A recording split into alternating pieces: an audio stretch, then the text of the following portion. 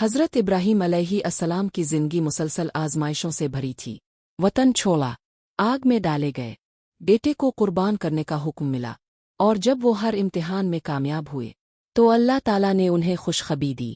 فرشتے انسانی شکل میں آئے، انہوں نے کہا، ہم تمہیں ایک علم والے بیٹے کی بشارت دیتے ہیں۔ یہ بشارت تھی حضرت اسحاق علیہ السلام کی۔ اس وقت حضرت سارہ علیہ السلام بوڑھی تھیں۔ قرآن بتاتا ہے کہ انہوں نے حیرت سے کہا، کیا میں اس بڑھاپے میں اولاد جنوں گی؟ مگر اللہ کا وعدہ ناممکن کو ممکن بنا دیتا ہے۔ اور یوں حضرت اسحاق علیہ السلام پیدا ہوئے۔ ایک معجزہ، ایک دعا کا جواب، ایک صبر کا انعام۔ حضرت اسحاق علیہ السلام نے آنکھ اس گھر میں کھولی جہاں ہر سانس توحید کا اعلان تھی۔ ان کے والد خلیل اللہ، ان کی والدہ صبر و وفا کی مثال۔ یہ وہ ماحول تھا جہاں بچپن ہی سے اللہ کی معرفت سکھائی گئی۔ قرآن میں اللہ فرماتا ہے کہ ہم نے انہیں اور اسحاق اور یعقوب کو نیک بنایا اور انہیں امام بنایا جو ہمارے حکم سے ہدایت دیتے تھے۔ حضرت اسحاق علیہ السلام نہ صرف نبی تھے بلکہ صالح، صابر اور شکر گزار بھی تھے۔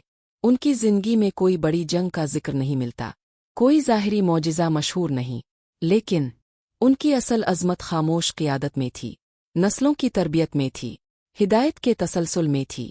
وقت گزرتا ہے، حضرت اسحاق علیہ السلام جوان ہوتے ہیں، پھر اللہ انہیں بھی اولاد عطا فرماتا ہے۔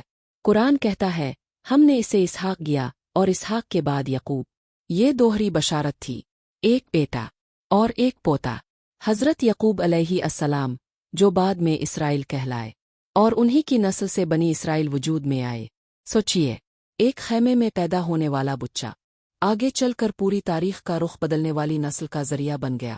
یہ سب اللہ کے منصوبے کا حصہ تھا، ایک خاموش مگر عظیم تیاری۔ حضرت اسحاق علیہ السلام کو بھی اللہ نے نبوت سے سرفراز فرمایا۔ قرآن میں ان کا ذکر انبیاء کے ساتھ عزت سے کیا گیا ہے، انہیں صالحین میں شمار کیا گیا۔ انہوں نے اپنی قوم کو توحید کی دعوت دی، اللہ کی عبادت، شکر گزاری اور تقوی کی تعلیم دی۔ ان کی زندگی میں استقامت تھی، نرمی تھی اور حکمت تھی۔